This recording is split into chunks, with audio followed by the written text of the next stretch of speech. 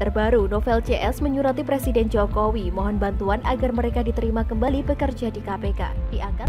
Sebelum menonton video ini, tarik nafas dulu dan jangan lupa untuk subscribe dan aktifkan loncengnya.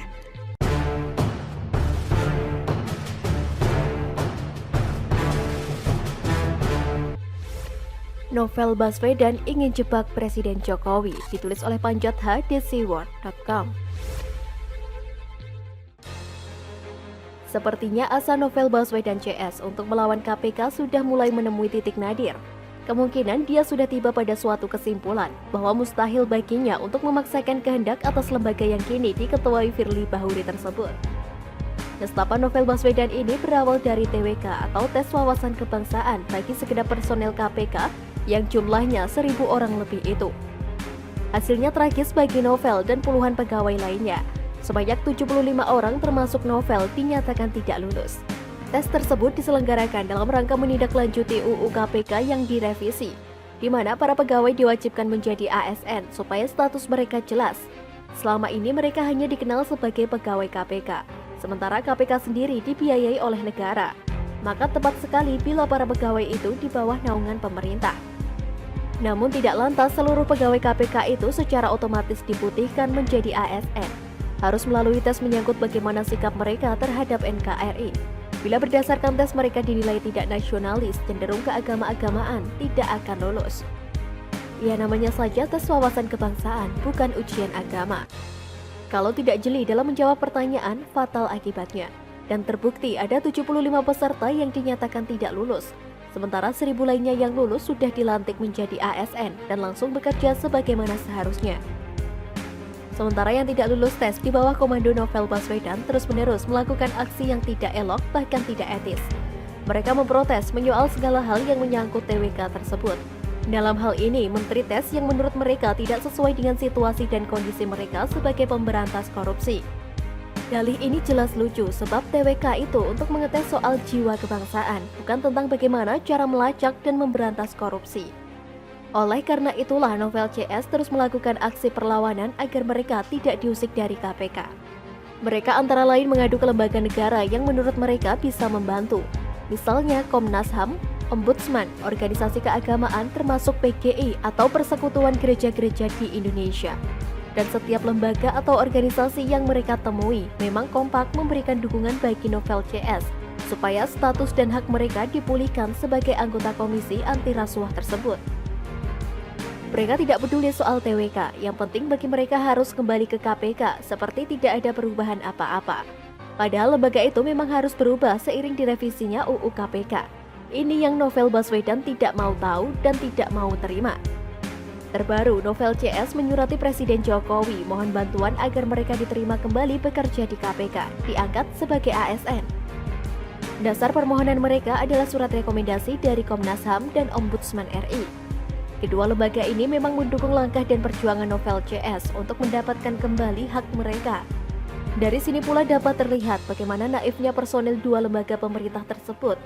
Sebab ada urusan apa mereka membela segelintir orang yang tidak lulus supaya diluluskan. Kalau misalnya tuntutan mereka di ACC pemerintah dan mereka kembali ke KPK dengan status ASN, bagaimana perasaan ribuan orang yang lulus TWK kemarin? Bisa jadi mereka semua akan kesal dan dongkol. Sebab apa gunanya tes tersebut apabila peserta yang tidak lulus belakangan diluluskan hanya berbekal surat rekomendasi. Lebih baik tidak ada ujian TWK, demikian pasti gerutu mereka. Di samping itu langkah Novel Baswedan menyurati Presiden untuk meminta diperkerjakan kembali di KPK adalah sesuatu bentuk arogansi yang luar biasa, yang memandang rendah bangsa ini. Mosok gara-gara tidak lulus tes kerja harus meminta bantuan Presiden supaya diluluskan dan dipekerjakan. Perilaku ganjil ini kurang lebih sama dengan AHY yang dikit-dikit mengirim surat ke Presiden, dikit-dikit meminta klarifikasi, dikit-dikit menuding Presiden dan lain sebagainya. Hal ini karena jiwa kekanak-kanakan AHY masih kental, yang merasa dirinya anak Presiden yang bisa melakukan apa saja. Atau dengan kata lain, sifat manja sebagai anak orang yang pernah menjadi penguasa di negeri ini masih utuh dalam diri AHY. Kalau saja AHY sudah merasa dewasa sedikit, maka dia tidak begitu mudah mengambil jalan pintas, semisal gampang menyurati dan meminta klarifikasi Presiden yang bukan lagi bapaknya.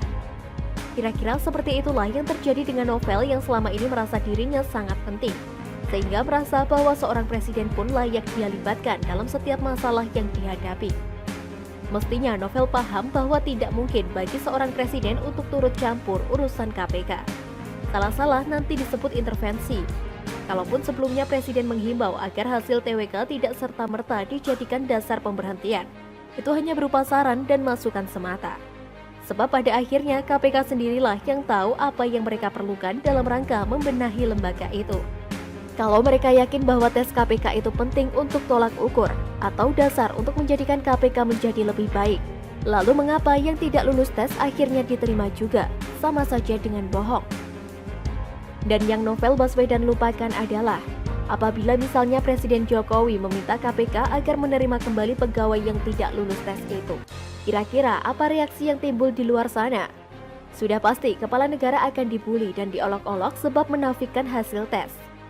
Ini presiden buruk sebab siapapun tidak lulus tes akan mengadu ke Komnas HAM, Ombudsman, PGI, dan lain-lain. Kemudian berbekal rekomendasi dari lembaga itu akan menyurati presiden supaya diluluskan. Kacau balau.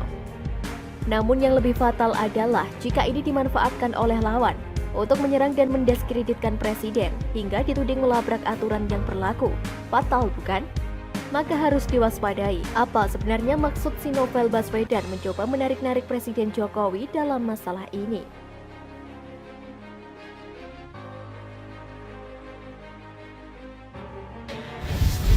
Nyali Jokowi memang gede, BLBI diusut lagi, banyak yang gerah. Ditulis oleh Shardy di seaworld.com.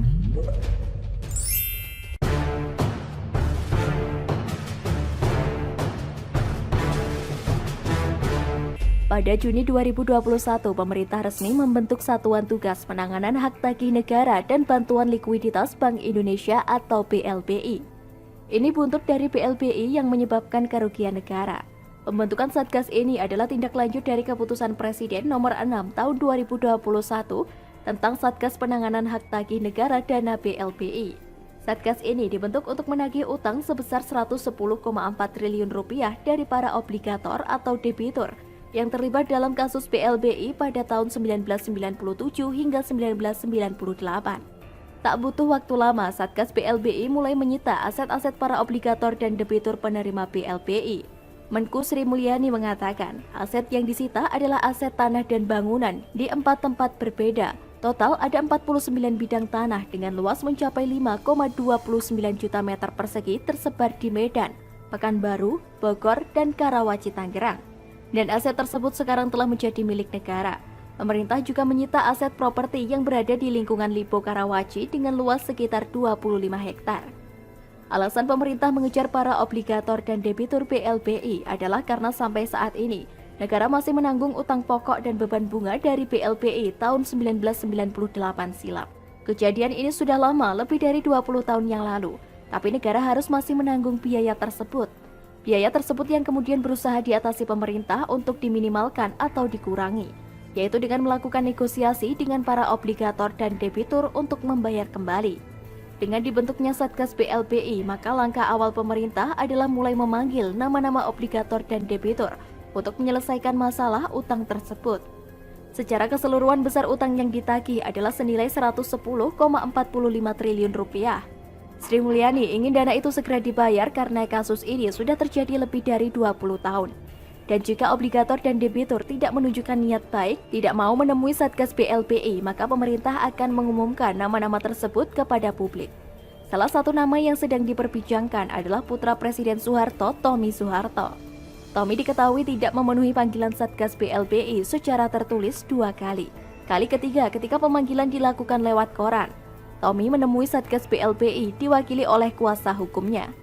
Tommy Soeharto tersangkut kasus ini dan dia dipanggil Satgas BLBI dan menagih utang sebesar 2,6 triliun rupiah dan harus dibayar ke kas negara. Sebenarnya kasus BLBI ini sangat rumit, masif dan banyak yang sudah pesimis kasus ini bakal diusut hingga tuntas. BLBI adalah dana darurat yang disuntik pemerintah kepada bank swasta dan BUMN pada akhir tahun 1997 hingga awal 1998. Saat itu terjadi serbuan para deposan Bank Indonesia karena takut kehilangan uang mereka akibat isu bank akan ditutup. Hal ini tentu saja menimbulkan kepanikan. Jika mereka semua menarik simpanannya, maka bank-bank akan kolaps. Karena itu, pemerintah memberikan bantuan likuiditas kepada 48 bank yang hampir kolaps. Akan tetapi, dana yang dipinjamkan harus dikembalikan kepada negara. Biaya awal BLBI mencapai 144,5 triliun rupiah. Tadi disebutkan pemerintah akan memberikan nama-nama ke publik jika mereka tidak kooperatif. Ada 48 orang yang terlibat kasus BLBI dan harus mengembalikan utang-utangnya tersebut. Dari 48 orang yang disangkut dengan kasus BLBI, ada 3 nama yang diumumkan di media massa nasional, yaitu Agus Anwar, Tommy Soeharto, dan Roni Hendrato Rono Wicaksono. Jokowi memang diakui cukup berani melakukan ini karena BLBI ini melibatkan orang-orang besar, bukan kasus klasteri. Tapi pemerintah saat ini kembali membuat kejutan yang penuh keberanian.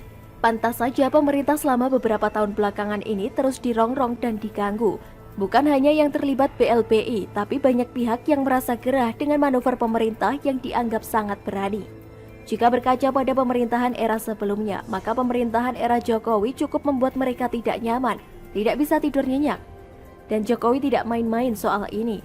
Jokowi bahkan memberikan tenggat waktu hingga Desember 2023 untuk menyelesaikan masalah ini. 2 tahun lebih, ini bukti nyali Jokowi sangat besar. Sungguh salut. Ingin tahu lebih menarik? Yuk simak video selanjutnya.